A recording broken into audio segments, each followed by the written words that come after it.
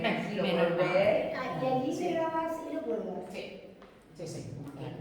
Cuando hablamos de la literatura del Renacimiento, es decir, la literatura del siglo XVI, yo os voy a hablar de dos géneros. Yo os voy a hablar de qué pasa con la poesía en el siglo XVI y de qué pasa con la novela en el siglo XVI.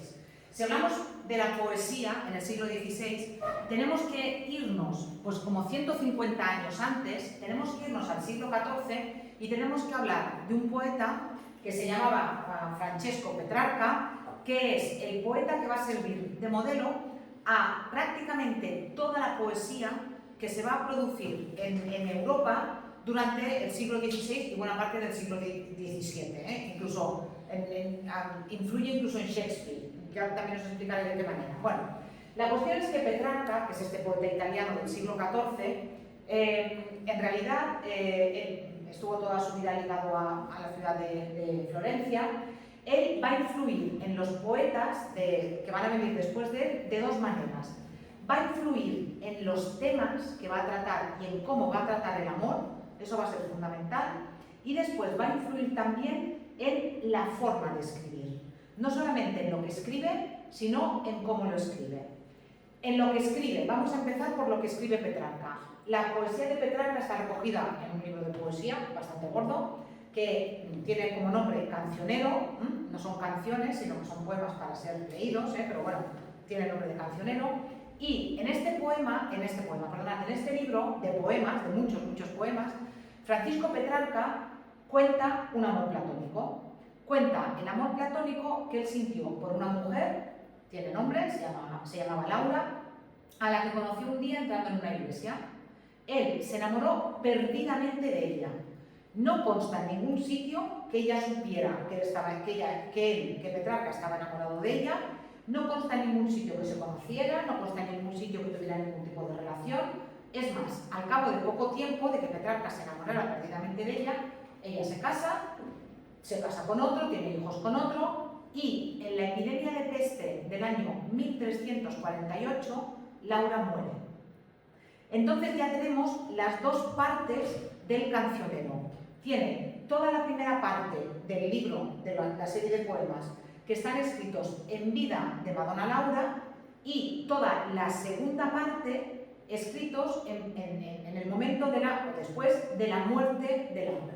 Por tanto, ella va a ser un amor doblemente inalcanzable para él, porque por una parte va a ser una mujer que no le corresponde, pues porque no le corresponde, pero luego va a ser un amor completamente inalcanzable porque ella está muerta.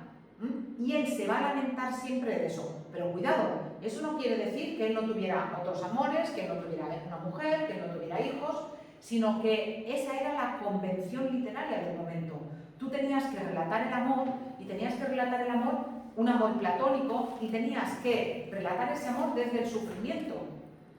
Y a partir de ahí, eso, como os he dicho, se va a convertir en un modelo. Lo vamos a ver después en Garcilaso de la Vega. Garcilaso de la Vega, que es el poeta más importante del siglo XVI en España, hace exactamente lo mismo que Petrarca. Garcilaso de la Vega se enamora de una de las mujeres que pertenecen a la corte de la princesa portuguesa que os he dicho que se casó con Carlos I. El caso es que Garcilaso de la Vega se supone que se enamora de esta mujer, que se llama Isabel Freire, y esta mujer muere de parto, se casa después, muere de parto de su primer hijo, y claro, ya está. Garcilaso de la Vega ya tiene lo mismo que Petrarca. Puede escribir una parte de poemas quejándose de que ella no le corresponde, y luego puede escribir una segunda parte de su poesía lamentándose de la muerte de Isabel Freire. Exactamente lo mismo que hizo Petrarca. Y lo mismo que Petrarca, Garcilaso de la Vega se casó. Cuando murió, en el testamento se descubrió que tenía no sé cuántos hijos ilegítimos. Pero ¿qué pasa? Que la convención literaria decía que tú tenías que escribir de esa manera. Y ese modelo lo crea Petrarca, que como os he dicho se va a convertir en el patrón que van a seguir los escritores que se unen a la nueva forma de escribir, a los modos, a la moda del Renacimiento en el siglo XVI. Entonces, primera cosa en la que influye Petrarca. Petrarca influye en la descripción que hace de ese amor, una mujer bellísima, que es inalcanzable. Luego, por lo visto, hay algún retrato de Laura de esos que, en fin, que se hacían en la época y era una mujer bastante poco agraciada físicamente. No se correspondía en absoluto con aquel tópico que vimos el otro día de la Nora Angelicata, no se correspondía, pero bueno, él la veía con los ojos del amor, ya se sabe que esos ojos lo embellecen todo. Y luego esa historia de un amor inalcanzable, primero porque no te hace caso, y es muy cruel porque no te hace caso, y segundo porque la muerte se lo ha llevado y entonces ya sí que de ninguna manera vas a poder llegar a amarla, pero eso sí, la vas a amar hasta el final y la vas a amar después de muerto. Y aunque estés muerto, tus cenizas seguirán enamoradas. Sí, pero repito, eso es tópico literario más que otra cosa. Por tanto, primera influencia de Petrarca y segunda influencia de Petrarca, que va a ser fundamental. Petrarca va a escribir la mayoría de los poemas del Cancionero utilizando versos de 11 sílabas. Y algunos también combinados con 7, pero va a utilizar fundamentalmente versos en decasílabos, que son versos de 11 sílabas, y los va a escribir utilizando una forma que es la del soneto. Aquí justamente, como esto me sale, la del soneto. Mirad, ¿qué es un soneto? El soneto es una forma métrica que ya existía antes de Petrarca, fue un invento del siglo XIII, lo inventó un poeta de Sicilia. Lo que pasa es que este poeta no tuvo mucho éxito. Y Petrarca, cuando tiene que escribir esos poemas a Madonna Laura, piensa que la mejor forma de expresar sus sentimientos es hacerlo con esta forma métrica. Y va a consagrar el soneto como la forma métrica fundamental para la lírica, para expresar sentimientos. Y de hecho, Shakespeare, que además de escribir obras de teatro, seguramente suena Romeo y Julieta, Hamlet, Macbeth, Shakespeare, cuando escribe poesía amorosa, escribe sonetos. Hoy en día se siguen escribiendo sonetos. ¿Y qué es el soneto? El soneto es una combinación de estrofas, siempre de 11 sílabas, formada por 2 cuartetos, es decir, 2 estrofas de 4 sílabas y 2 estrofas de 3 sílabas.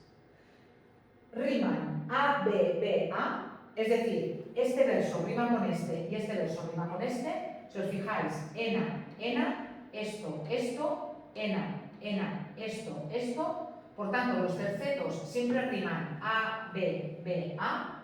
¿Sabéis cómo se pone, verdad? Cuando se encontráis la primera rima le ponéis una A, cuando se encontráis la segunda rima le ponéis una B, cuando aparece una tercera rima es una C, etc.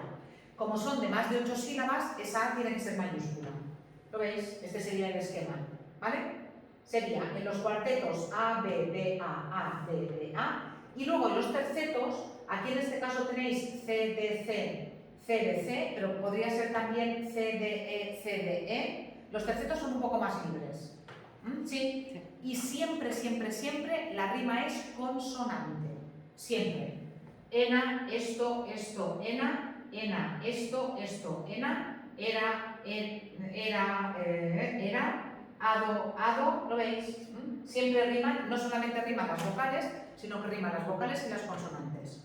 ¿Sí? ¿De acuerdo? Vale, pues esta forma métrica que se inventa Petrarca se va a convertir en la forma más adecuada, según los poetas, para expresar sentimientos. Y a partir de Petrarca, el soneto se va a convertir en un éxito absoluto. Y la mayoría de la producción, por ejemplo, de Garcilaso de la Vega, está escrita utilizando sonetos, que son estas formas que vienen de Italia. ¿Sí? Por tanto, de Petrarca, de Italia, pero de Petrarca en concreto, viene justamente lo que os he dicho. Vienen los temas y vienen también las formas métricas. El endecasílabo, es decir, formas estróficas que utilizan 11 sílabas, a veces combinadas con 7, se inventa también una forma que es la lira, ya os lo explicaré después, y fundamentalmente utiliza sonetos. También a Petrarca, como os he dicho, le debemos los temas, el amor concebido desde ese punto de vista platónico, amor inalcanzable, primero porque no te corresponden y después porque la persona a la que amas ha muerto, la naturaleza presentada, pero no como es, sino como debería ser, según el tópico del locus amoemus, un lugar perfecto, la mitología griega, la mitología pagana, la mitología griega y latina, pero cuidado, no entendida como religión. Para los griegos antiguos y para los romanos, la mitología era religión. Ellos creían que había un monte Olimpo donde vivía Zeus, ellos creían que había Afrodita, ellos creían que existía Cupido, ellos lo creían, pero evidentemente para los autores del siglo XVI la mitología ya no es religión, sino que la mitología sirve ¿por qué? Primero, por su belleza, ¿sí? Y segundo, porque recupera los temas y recupera de alguna manera también el pensamiento de los autores griegos y latinos, que es lo que renace justamente durante la Edad Media. Que a nadie se le ocurra pensar que en el siglo XVI todos volvieron a creer en Zeus y en Neptuno y cosas de estas, sino que recuperan los temas de la mitología porque les gustan y también porque les sirven después para explicar su propia experiencia a través de la mitología. Lo veremos también en un ejemplo de Garcilaso de la Vega, ¿vale? Y después también utilizan la belleza femenina siguiendo siempre ese ideal que vimos el otro día. Mujeres virginales, angelicales, piel blanca, rubias, ojos claros, esbeltas, muchas veces se describe el cuello como si fuera una columna de cuello largo, en fin, mujeres muy delicadas y pues eso, siguiendo el modelo aquel que vimos en el nacimiento de Venus de Botticelli. ¿Sí? Vale, aquí tenéis un vídeo en el que se explica la literatura del Renacimiento. Este es el canal que yo os digo que es recomendable, que es el de un profesor. A mí particularmente, ahora que no lo oye nadie, me parece un poquito aburrido él, pero bueno, explica con las características adecuadas, no dice ninguna tontería, al contrario, todo lo que dice es muy correcto, pero sí que es verdad que es como, hola amantes de la literatura, ese es el momento que tiene más gracioso, a partir de ahí todo cuesta abajo. Yo el primer vídeo que ha puesto ahí, sí que es aburrido. Sí, pero no lo tenéis que ver entero, tenéis que ver solamente hasta el minuto 9 y medio, El vídeo que es de Vimeo tenéis que ver solamente hasta el minuto. ¿Tú lo has visto entero? Sí. Bueno, pues ya lo tienes. ¿Cuáles son los temas que utiliza el Renacimiento? Bueno, vimos que utiliza la naturaleza, utiliza el amor platónico y todo eso, y además recupera algunos de los tópicos que ya había utilizado en la literatura griega y latina. Por ejemplo, el carpe diem. El carpe diem, que a lo mejor nos parece una cosa muy moderna a nosotros, lo de carpe diem, aprovecha la vida, aprovecha el momento, disfruta mientras puedes y todo eso, es un tópico que viene del siglo I, es decir, es un tópico que tiene más de 2000 años. El carpe diem sería ese motivo literario que invita normalmente a una joven a que disfrute de la vida mientras tiene pocos años y es bella, porque luego cuando sea mayor no la va a querer nadie. Claro, a mí me hace mucha gracia cuando utilizan el carpe diem en la literatura, porque en el fondo lo que hay es una base de acuéstate conmigo. O sea, esto es como disfrutar de la vida es, ya lo veréis después, mientras seas joven, pero cuando seas vieja y tengas canas en el pelo no te va a querer nadie. Entonces, en el fondo es disfruta de la vida, pero cuidado, disfruta de la vida conmigo. Por tanto, cuando los poetas utilizan el carpe diem, lo hacen muchas veces, como en el caso de Garcilaso, con una visión bastante utilitaria. Es una herramienta. Disfruta de la vida, pero en el fondo lo que quiero decirte es que te acuestes conmigo, lo dice muy bien, eso sí. Vale, ¿qué utilizan después? Lo que os he dicho, esa descripción de la belleza femenina en la que he insistido tanto, y después también el locus amoenus, como esa descripción de la naturaleza perfecta e idílica. La naturaleza no como es, sino como nos gustaría que fuera siempre. La nueva métrica, ya os he dicho, que utiliza versos fundamentalmente de 11 sílabas, los endecasílabos, a veces combinados con 7 sílabas, y van a procurar que la literatura sea una literatura dominada por la sencillez, por el equilibrio y por la naturalidad. Cuidado, cuando ahora leamos poemas de Garcilaso, me vais a decir, pero no os había dicho que esto es tan natural y sencillo y fácil. Bueno, fácil no lo he dicho ahora, No es una literatura fácil, primero, porque está escrita en verso, y segundo, no es fácil porque es una literatura que tiene 600 años. Entonces, es normal que a nosotros nos resulte difícil, pero para la época, ellos se oponen, por ejemplo, a la frase larga que se utiliza en la Celestina. Ellos quieren decir las cosas de la forma más sencilla posible. Cuidado, siempre utilizando el lenguaje poético y siempre pensando que estos años que han pasado para nosotros nos distancian y nos hacen que nos resulte difícil. Pero sí que es verdad que en comparación con otras cosas que vendrán después y con otras cosas de antes, el Renacimiento busca el equilibrio clásico, no nada de estridencias. Cuando venga después, en la segunda mitad del siglo XVI, la contrarreforma, y cuando Felipe II diga, bueno, hasta aquí hemos llegado de tanta modernidad y de tanto paganismo y todo eso, Sí que es verdad que la literatura va a ser más de tipo religioso, pero va a seguir utilizando la métrica que veíamos antes. Van a seguir utilizando los versos de 11 y de 7 sílabas. Por tanto, los temas van a ser más religiosos, pero se va a seguir utilizando la métrica de raíz italianizante. Bueno, ¿qué autor quiero que recordéis de la primera mitad del siglo XVI? Quiero que recordéis a Garcilaso de la Vega. ¿Y por qué quiero que recordéis a Garcilaso de la Vega? En la poesía española ha habido como dos autores revolucionarios. Ha habido dos autores que han marcado un antes y un después. Uno es Garcilaso de la Vega y el otro es Gustavo Adolfo Bécquer.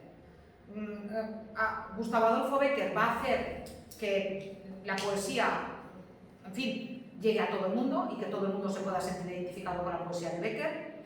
Y Garcilaso de la Vega va a conseguir que esa poesía, que antes era una poesía muy rígida, que era una poesía a la que costaba mucho llegar, porque era una poesía como que no te tocaba, con la de Garcilaso de la Vega va a pasar que va a ser una poesía fácil y que va a ser una poesía que va a llegar a más público y que va a introducir los modelos italianos, en este caso en la lírica española.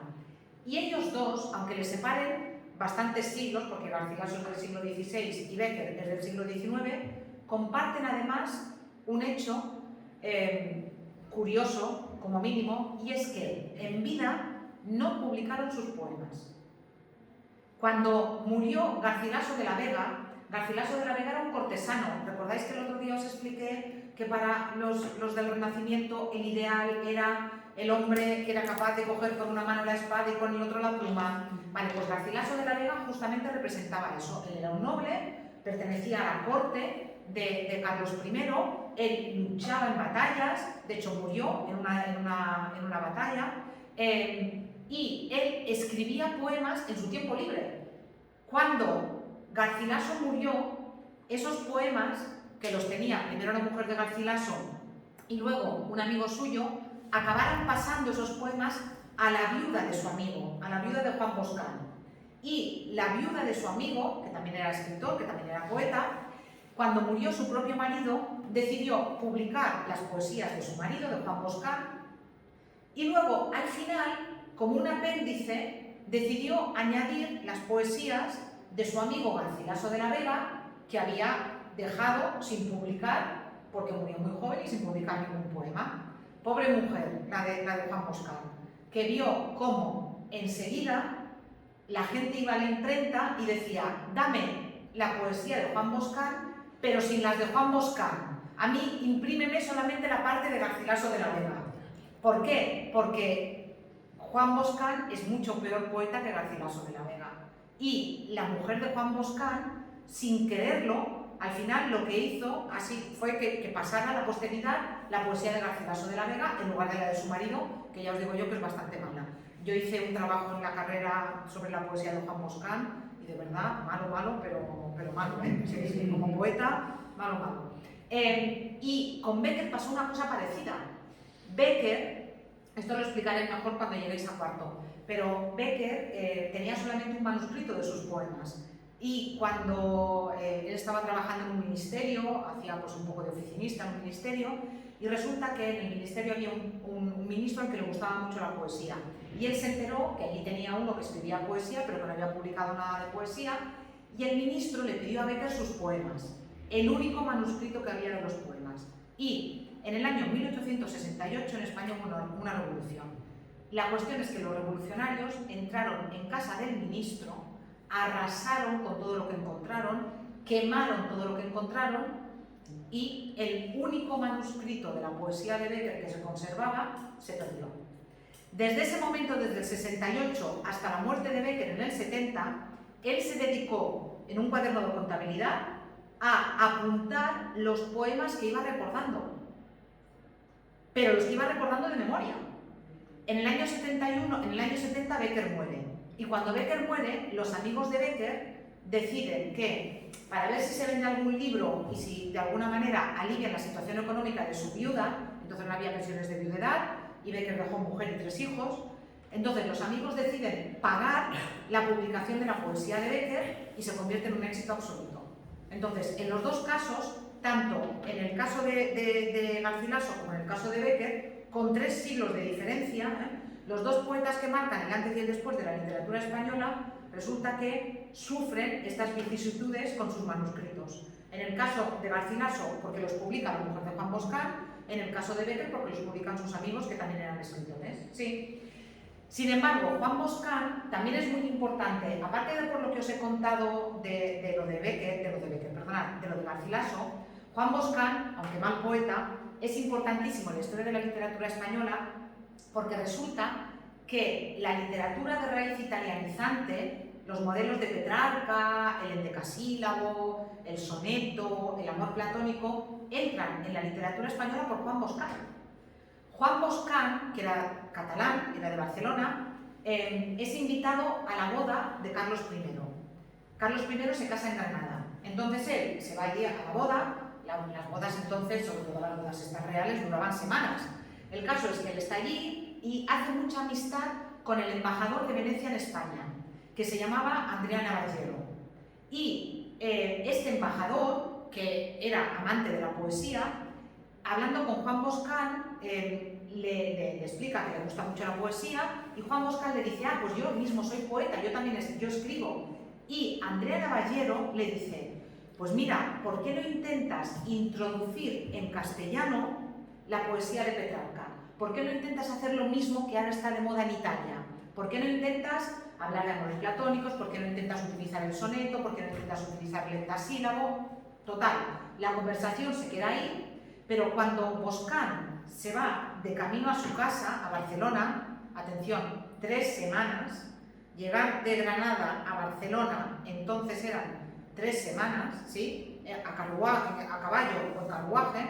En esas 3 semanas a Boscán le da mucho tiempo de darle vueltas a la cabeza y dice, pues mira, pues ¿sabes qué? Pues lo voy a hacer. Cuando llegue a mi casa voy a intentar escribir utilizando endecasílabos, voy a intentar hacer sonetos y voy a intentar escribir según Petrarca, ¿vale? Y no solamente hace eso, sino que como Boscán ya es amigo de Garcilaso, anima a Garcilaso a hacer lo mismo. Pero es español, es Garcilaso, vale, pero el Petrarca es italiano, pero no, que el que lo conoce es el embajador de Venecia. Vale. Es el embajador de Venecia el que le dice a Boscán, mira, yo estoy leyendo a este poeta, ¿por qué no lo lees? ¿Y por qué no intentas que en España se introduzca todo esto? Pensad que ya hay imprenta, ya circulan los libros.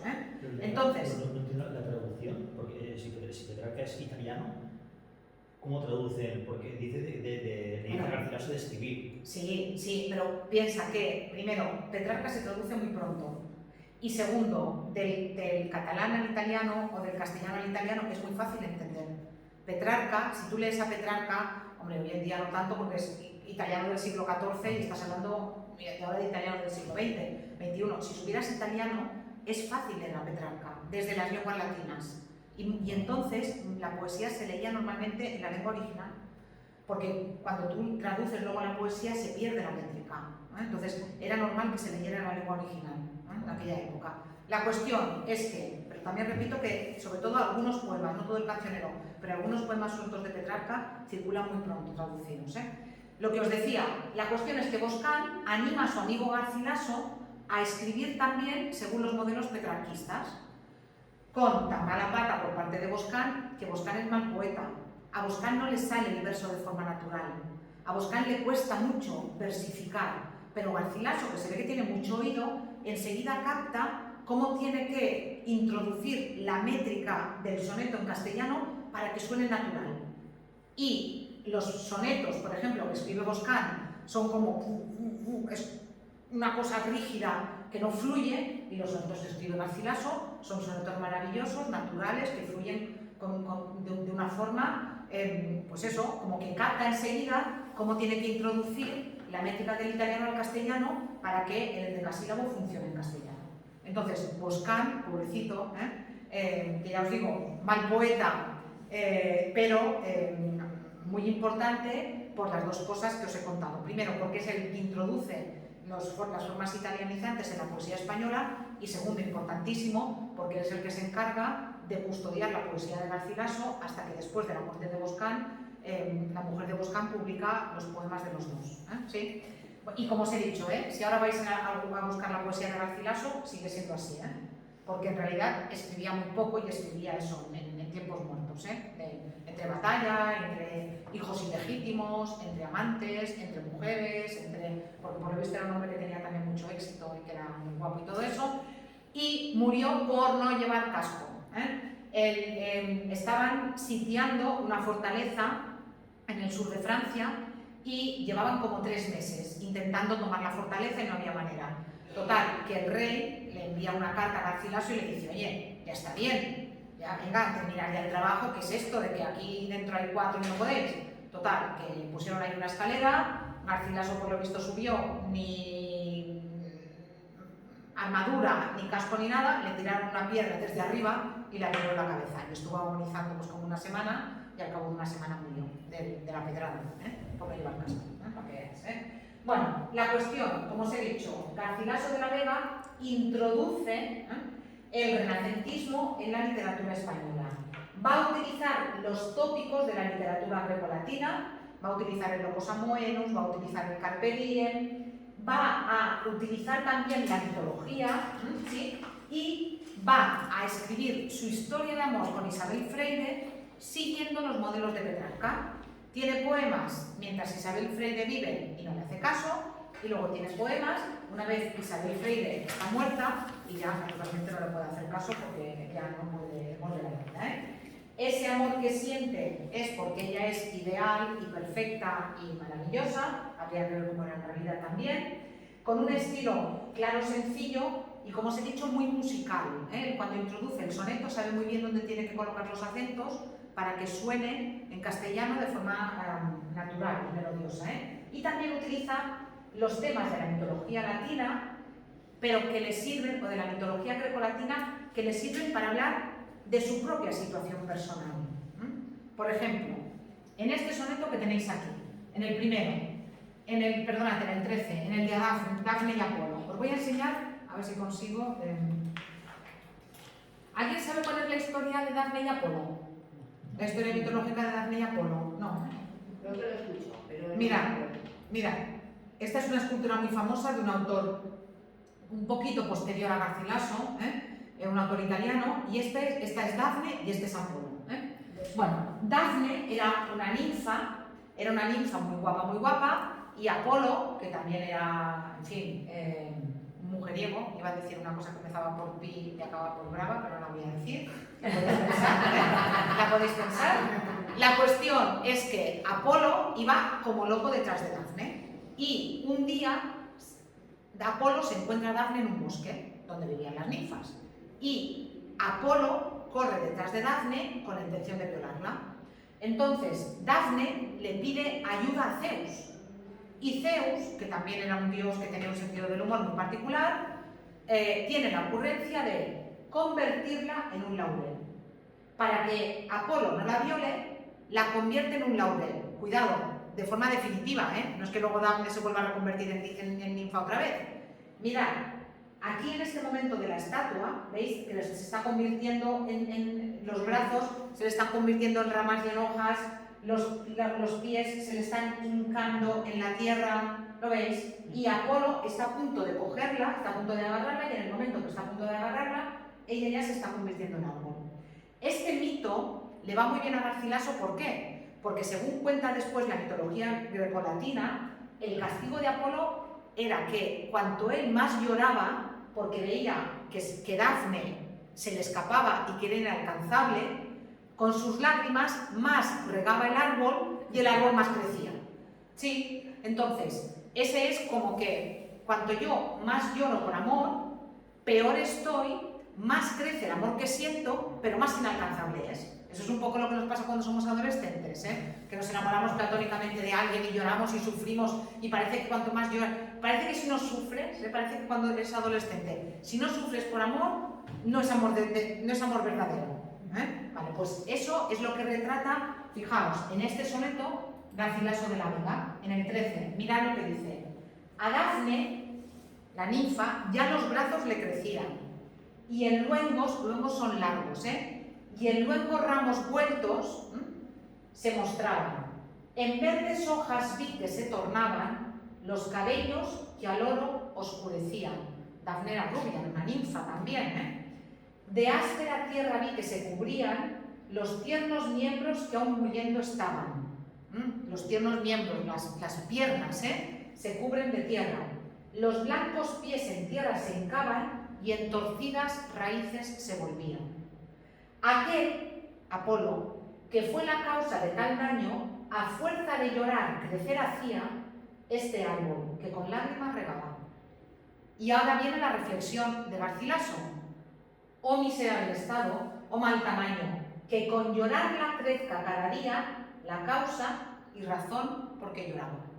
Tú lloras por amor y cuanto más lloras, más sufres y más crece el amor que sientes, pero menos consuelo hayas. ¿Lo veis? ¿Veis cómo utiliza la mitología Garcilaso? Garcilaso no utiliza la mitología porque crea que Dafne y Apolo existieron, la utiliza para llevársela a su terreno. De todas formas, probablemente el soneto más famoso de Garcilaso es el 23, que ahora hablaremos, del que ahora comentaremos, que es un carpe diem, y del soneto quinto sí que me gustaría comentaros las dos últimas estrofas porque son muy famosas y justamente simbolizan este tipo de amor platónico inalcanzable que llega hasta después de la muerte. Mirad lo que dice: yo no nací sino para quereros, es decir, mi objetivo al nacer en esta vida fue simplemente estar enamorado de vos, entonces no se trataba de tú, se trataba de vos. Yo no nací sino para quereros, mi alma os ha cortado a su medida, por hábito mismo del alma os quiero, cuanto tengo confieso yo de veros, por vos nací, por vos tengo la vida, por vos he de morir y por vos muero. Esto es como vale, ¿Cuánto te quieren, Ahora, aprovecha la vida mientras seas joven, que cuando seas vieja no te va a querer nadie, En fin, un carpe diem, pero fijaos lo que dice, Y mirad cómo está describiendo a la mujer, porque aquí sí que corresponde clarísimamente con ese tópico de la dona angélica. Aquí luego tenéis el soneto explicado, pero lo vais a entender muy fácilmente. Dice: en tanto que de rosa y azucena, mejillas son rosadas, piel blanca, típico de la época, se muestra la color en vuestro gesto, y que vuestro mirar ardiente honesto con clara luz la tempestad serena. Y en tanto que el cabello, que la vena del oro se escogió, con vuelo presto por el hermoso cuello blanco enhiesto, el viento mueve, esparce y desordena, coge de vuestra alegre primavera el dulce fruto, antes que el tiempo airado cubra de nieve la hermosa cumbre. ¿Sí? Es muy fuerte, ¿eh? Si uno lo piensa bien, es muy fuerte, ¿eh? ¿Sí? Y finalmente la reflexión final. Marchitará la rosa el viento helado, todo lo mudará la edad ligera, por no hacer mudanza en su costumbre. Es muy fuerte, ¿eh? O sea, te lo pueden vender como carpe diem. Carpe diem no, me estás diciendo. O sea, mientras sea joven y sea guapa, tengo que aprovechar la vida, es decir, me tengo que ir contigo, ¿sí? ¿Por qué? Porque cuando el tiempo airado, el tiempo que pasa con ira, el tiempo que no para, cubra de nieve la hermosa cumbre, cuando tus cabellos sean canosos, no te va a querer nadie. ¿Sí? ¿Lo veis? ¿Cómo describe a esta mujer? Piel pálida, pero mejillas son rosadas, una mirada que es una mirada tan ardiente, pero al mismo tiempo tan honesta, es decir, es de estas mujeres que por una parte incitan al amor porque son objeto de amor, pero por otra parte es una mirada honesta, o sea, soy decente, cuidado, sí, pero es tan ardiente que incluso la tempestad se calma con la mirada de ella, al mismo tiempo como es ella. Es rubia, porque el cabello se escogió en la vena del oro, y ese cabello es suelto, es liso, vuela, presto por el hermoso cuello blanco enhiesto, ¿sí? Y ahora, aprovecha la juventud, porque cuando seas vieja no te va a querer nadie. Porque por muy rosa que seas ahora, el invierno te va a marchitar. Y no existe el tinte todavía. No, efectivamente. No tenéis actividad para la próxima semana, ¿eh?